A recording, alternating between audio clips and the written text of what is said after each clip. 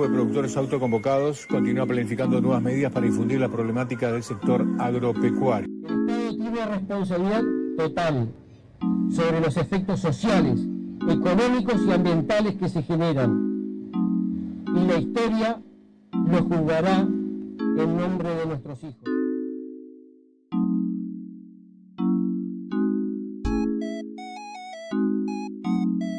El mundo de hoy es un reflejo del mundo de ayer. Es un hecho que para entender nuestra realidad hemos de investigar el pasado en pos de comprender el entorno que nos rodea. Uruguay es un país en el cual el campo, las actividades agropecuarias, tiene una gran importancia, siendo una parte importante de la economía y de la sociedad, que a día de hoy todavía tiene una gran relevancia mediática debido al conflicto de intereses que se llevan a cabo en este. Con nuestra investigación vamos a tratar de indagar en los antecedentes y los hechos que nos llevaron a este punto de la historia, analizando el contexto de las tierras uruguayas en las décadas previas a la mismísima creación del Estado uruguayo en 1830. La ciudad de Montevideo, fundada en 1724, comenzó a repartir las tierras de las que disponía entre sus primeros pobladores en función de lo redactado en la Ley de las Indias. Hacia 1728 se comienza a distribuir las estancias más alejadas sobre el arroyo Pando. Para las tierras destinadas a la procreación de ganado se las llamó suerte de estancia. Hoy en día, con alambrados, aguadas y pastoreos artificiales, vigilancia estricta y auxilio veterinario, los campos reciben en promedio una cabeza por hectárea, correspondiendo a 900 cabezas por estancia. En la suerte de estancia se producía no más de 90 cueros por año, cantidad bien insignificante.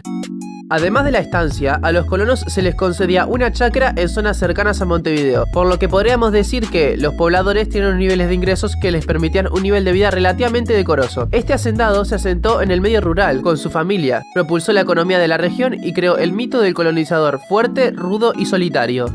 Otra forma de propiedad era la constituida por latifundios que comenzarían a aparecer desde muy temprano. Su origen proviene de las concesiones, o mercedes como era llamado en la época, otorgadas por las autoridades tanto bonaerenses como montevideanas.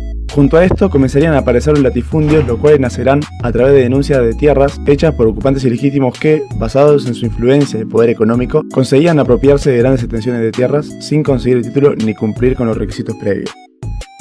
Comúnmente, el latifundista permanecía radicado en la ciudad.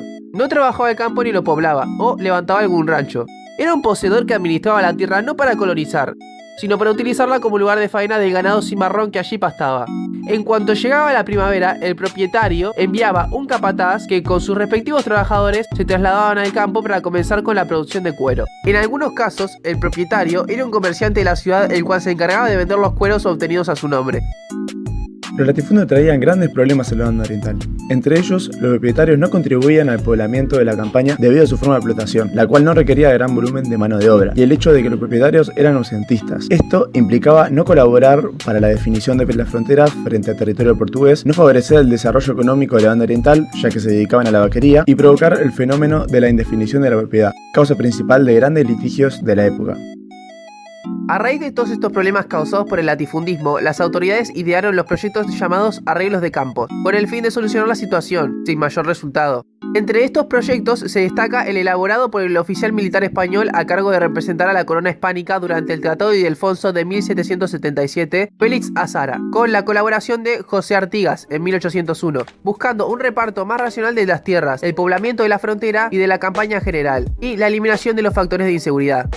En el proyecto para el arreglo de los campos se dan una serie de reglas a seguir. Entre ellas se destaca el artículo primero, donde habla de dar libertad de tierras a los indios cristianos para evitar así su migración al territorio portugués. El segundo, que buscaba reducir los infieles minuanes y charrúas. El tercero, que exigía edificar en los terrenos ocupados por los infieles y la construcción de capillas distantes entre sí de 16 a 20 leguas. Y el sexto, el cual establecía dar títulos de propiedad de las tierras que estén pobladas a aquellas personas que no tengan sus tierras bien pobladas, con la condición de vivir allí 5 años y tener las armas listas. El proyecto sigue con el séptimo artículo, que habla de anular las compras de tierras fraudulentas y la de aquellos que no hayan cumplido con las condiciones y repartirlas entre los pobres.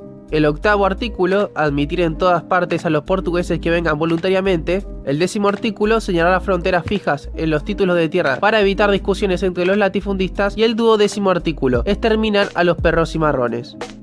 A comienzos de la década de 1810, el gobernador de la Junta de Montevideo, Francisco Javier Elío, le declara la guerra a la Junta de Mayo. considerada por el gobernador como ciudad rebelde por su postura independentista hacia la dominación hispánica. Frente a esta inminente guerra, el lío toma medidas en favor de sus tropas, las cuales tendrán en cuenta la campaña. Las principales mencionan los motivos patrióticos, la obligación de dar asilo en caso de que las tropas necesiten de ello y la regularización de los títulos de propiedad. Todo el trámite burocrático que implicaba esto significaba un mayor ingreso para la financiación de las tropas. La campaña lidiaba desde ya tiempo con problemas como la indefinición de la frontera con territorio portugués, la actividad contrabandista y los intentos constantes de avance portugués por territorio oriental. Todo esto, sumado a los decretos de lío, generaron un gran descontento hacia la Junta de Montevideo, sobre todo en los hacendados, los cuales eran dueños de grandes extensiones de las tierras productivas del territorio oriental. Las instrucciones del año 13 fueron el mandato que llevaron los diputados de la provincia oriental a la Asamblea Nacional General Constituyente de 1813 de las Provincias Unidas del Río de la Plata. En 1813, la Junta de Buenos Aires decidió convocar a todos los pueblos de las Provincias Unidas del Río de la Plata para que enviaran representantes a una asamblea, para definir el tipo de gobierno del nuevo país. Un análisis sistemático del contenido de las instrucciones permite distinguir tres aspectos fundamentales. 1. La organización general de las provincias. 2. Los temas de interés general de las provincias que complementan y amplían las disposiciones anteriores. Y 3. Los problemas particulares de la provincia oriental. En el artículo primero de las instrucciones, impone a los diputados orientales proponer en la Asamblea General la declaración de la independencia absoluta de estas colonias, que ellas están absueltas de toda obligación de fidelidad a la corona de España y familia de los Borbones, y que toda conexión política entre ellas y el Estado de España es y debe ser totalmente disuelta. Anteriormente, la independencia ya se había abierto camino en el seno de los propios dirigentes porteños, y el segundo triunvirato se había erigido bajo el lema de independencia y constitución, pero razones de política internacional habían llevado a cambiar de actitud a los dirigentes porteños. Las instrucciones orientales aparecieron así, en este aspecto, como de un radicalismo inconveniente e inoportuno, y sin duda debieron gravitar en la decisión de no admitir en la Asamblea de los diputados artiguistas. Respecto a la forma de gobierno, las instrucciones propugnan el establecimiento de la República. En el aspecto económico se hallan propuestas de soluciones que complementan las fórmulas políticas del sistema federal, al punto que serían imposibles las últimas sin las bases de las primeras, y serían ciertamente inútiles las primeras si faltaran las últimas. Ninguna tasa o derecho se imponga sobre los artículos exportados de una provincia sobre los de otra, consagrando la libertad de comercio interprovincial. El conglomerado político de las Provincias Unidas debía ser también una unidad económica, a la que no podría dividirse con aduanas interiores que gravasen el tráfico o con trabas, pues estas podrían ser fiscales, como también administrativas o portuarias o policiales.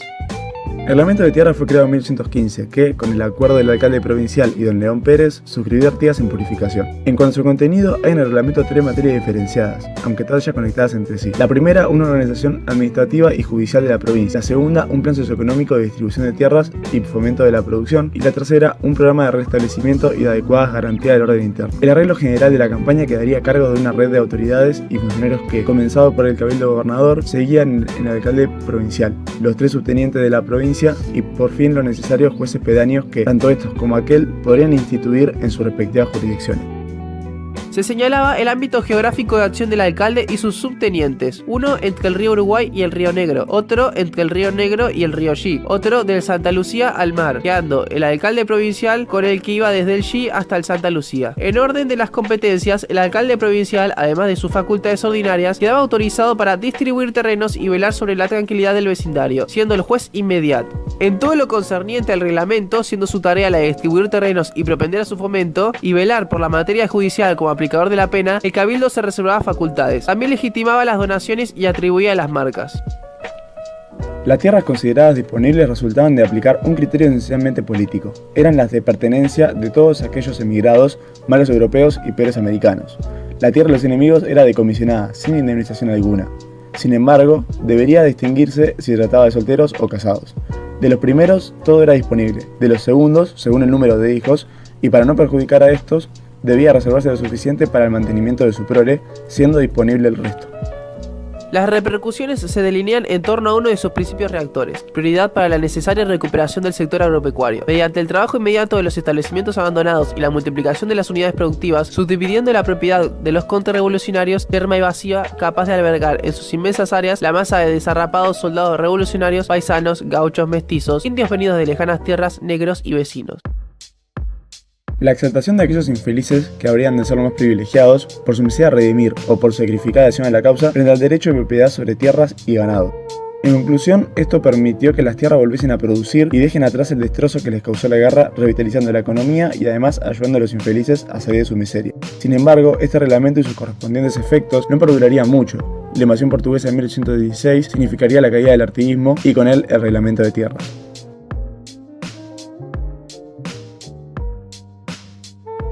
A pesar de que las verdaderas repercusiones del reglamento solo llegan hasta 1816 por razones previamente mencionadas, las tierras actualmente uruguayas siguen siendo lugar de conflicto. Actualmente el sector agropecuario tiene un gran peso en las decisiones políticas por su aporte a la economía del país. Además, siguen existiendo dueños de grandes cantidades de tierras que se aprovechan de esto para influir en la política, tal como los hacendados hacían con las decisiones de Artigas durante la Revolución.